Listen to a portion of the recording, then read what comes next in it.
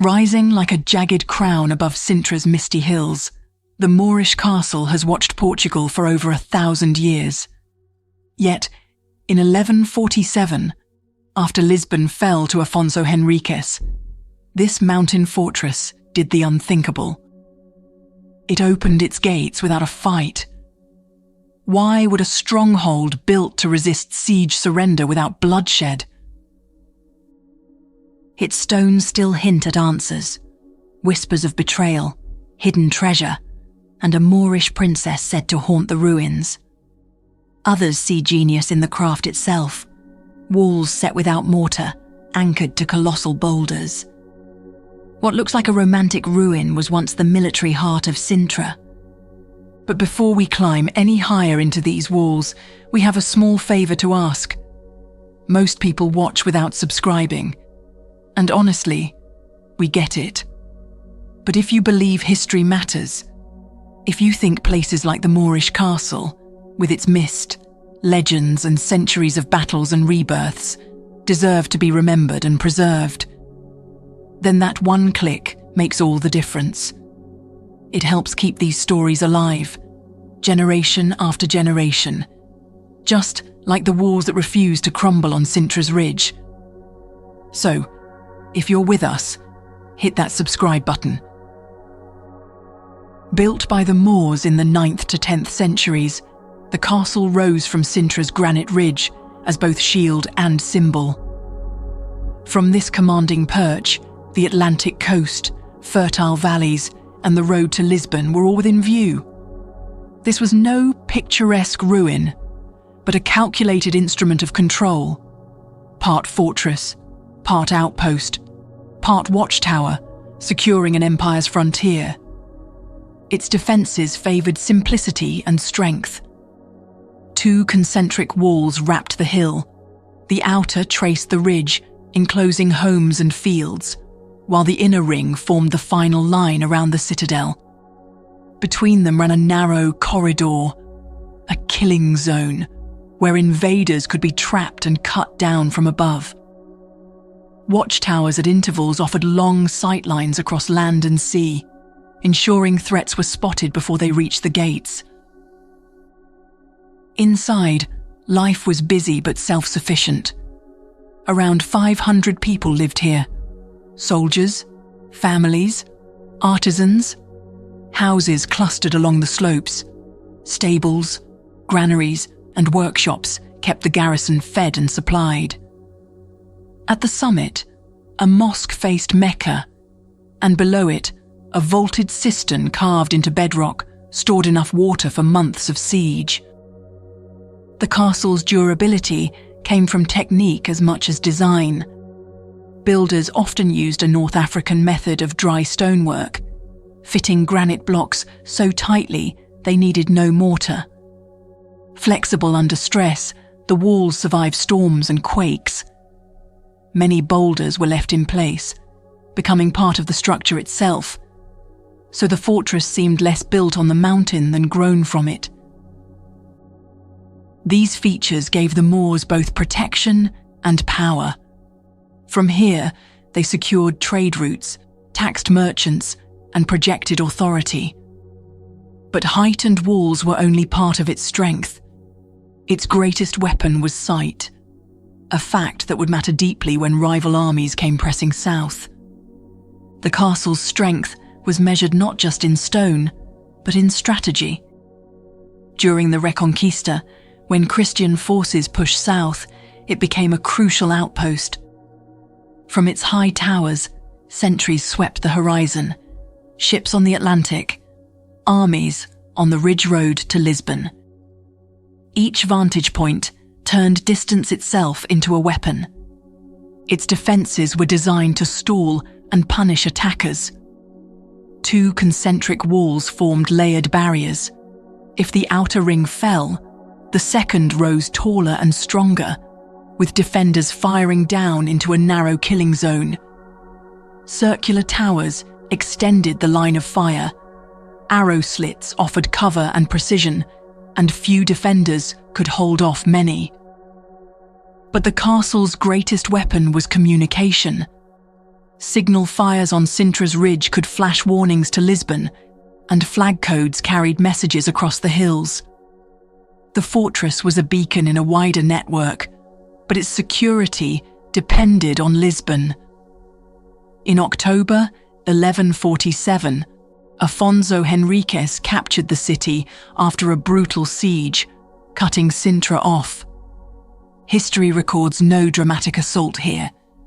Isolated and low on supplies, the Moorish garrison negotiated. The gates opened without bloodshed, a calculated surrender. Afonso Henriques granted the fortress to loyal knights, who turned it into a Christian garrison guarding central Portugal. As the frontier shifted further south, Sintra's importance faded. Its walls, once alive with sentries and signal fires, began to weather time instead of war. But the stonework endured. Double walls, towers, and dry-laid courses still gripping the ridge. Even in ruin, the castle remains a silent record of the strategies and choices that once defined it. The genius of the Moorish castle lies not in ornament, but in survival. Built directly into Sintra's granite ridge, its walls rise with the contours of the mountain, often gripping massive boulders as anchors. The result is a fortress that seems less built on the landscape than born from it. Its architecture inseparable from the terrain it defends. Much of its strength came from layered defences. 2 concentric walls wrapped the hilltop, thick and high, forming rings of protection. Arrow slits at precise angles gave archers wide fields of fire while keeping them safe. Battlements with squared merlons crowned the ramparts, and circular and square towers punctuated the walls, serving as both command posts and watch points. Every design choice turned height and distance into weapons, making each attack a costly climb. Legends rose with the stones, and the Moorish castle became as much a place of stories as of walls. Among the most enduring is the Mora Encantada, the enchanted lady of Sintra. Folklore says she was a Moorish princess, bound to the castle after its surrender in 1147, cursed to guard hidden treasure until a knight breaks her spell. Some claim to see her at twilight near the cistern, combing her long dark hair with a golden comb. Similar figures appear throughout Portuguese folklore, often marking places where cultures clashed. At Sintra, her waiting feels like a metaphor for a displaced people, lingering in memory long after power was lost. Treasure threads through these tales. After the Christian conquest, it's said the Moors hid gold and jewels within the walls rather than surrender them. The boldest claim speaks of a sealed chamber beneath the royal tower, locked by enchantment. No excavation has ever found such riches, but visitors still run their hands along the ramparts, searching for secrets 8 centuries old. Even ordinary features gain mythic weight. The Gate of Betrayal, likely a simple sally port, became a symbol of treachery in oral tradition, as if the castle could only have fallen through a traitor's hand. These stories feed the atmosphere. Morning fog turns the walls ghostly, and hikers report sudden chills, whispers, or fleeting shadows on the ramparts, as if sentries still walk their posts. Near the ruined mosque, an inscription reads, "What man brought together, only God may separate." It may be a vow, but it feels like a binding spell. Writers like Lord Byron and Fernando Pessoa were drawn to this mood, folding Sintra's legends into poetry and prose. By the 1800s, the castle's myths were as much a reason to visit as its stones, and a king would soon turn this haunting into a romantic vision.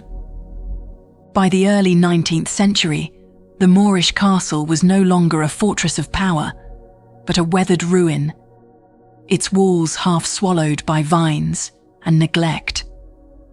In 1838, Ferdinand II, the artist king of Portugal's Romantic era, took possession of the Sintra mountains. Where others saw decay, he saw an opportunity to turn history's scars into a landscape of imagination. Ferdinand's goal wasn't archaeological accuracy. His restorations were romanticized, designed to shape an experience rather than recreate the medieval past. Crews stabilized walls and towers to prevent collapse, but missing sections were often left incomplete, their absence adding to the drama of ruins. The castle became a curated stage of history, where authenticity blended with artistry. One of Ferdinand's boldest moves was carving new pathways through the site, leading visitors to sweeping views. From some points, lines of sight framed the Atlantic or distant hills, but most famously, they drew the eye to Pina Palace, rising on a nearby peak. The austere grey walls of the Moorish castle became a deliberate counterpoint to Pina's flamboyant colours. The two monuments locked in a visual dialogue across the valley.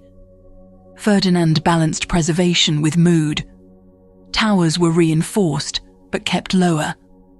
Horseshoe arches and other flourishes were added not for accuracy, but as homage to Moorish style.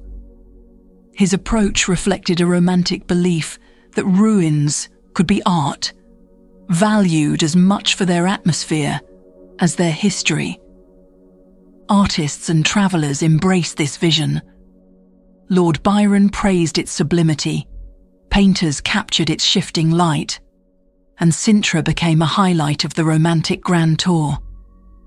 Ferdinand redefined the ruin, no longer just a relic of war. It became a landscape of fantasy, a living composition of stone, nature, and imagination that still shapes every visit. Today, the Moorish Castle is one of the central features of Sintra's cultural landscape, a UNESCO World Heritage Site since 1995. Here, history and nature meet. Ancient walls rise among pine and oak, framing views of romantic palaces and the Atlantic horizon. More than 500,000 visitors come each year, drawn not just to ruins, but to the perspectives once prized by soldiers and kings. The ramparts are the highlight, a winding walkway offering sweeping views at every turn. At the Royal Tower, the highest point, Pina Palace glows to the west, the ocean gleams to the northwest, and on clear days, Lisbon appears to the east. Deep inside, the vaulted cistern carved into bedrock remains an unmistakable feat of Moorish engineering, a dramatic relic that once stored the lifeblood of survival. The setting is as powerful as the structures. Morning mist wraps the walls, turning the battlements ghostly. The Santa Maria Trail winds through cork and pine, carrying scents of time, so the climb feels like a journey back through centuries. Each step blurs past and present. Preservation keeps the castle safe, but deliberately imperfect. Walls are stabilized, not rebuilt. Moss and erosion are allowed to stay, telling their part of the story. The site is layered: Moorish foundations, Christian alterations, romantic pathways, and modern rails that let us walk them. Each visit is less a conclusion than a continuum. And when you finally pass through the gate of betrayal, the view frames Pina Palace in the distance, a reminder that every stone here holds memory, and the meaning of those memories is left for you to decide. The Moorish castle isn't just ruins on a ridge, it's Sintra's memory in stone. Moorish builders laid its first walls, Christian knights claimed its towers, and a romantic king turned its scars into art. Walk here, and you cross centuries in a single climb. Go at dawn, when mist wraps the battlements and every step feels borrowed from the past? Is this just a ruin, or the soul of Sintra? Which story will you hear? Battle, betrayal, or romance? If you love places where walls remember everything, tap subscribe and keep exploring history with us.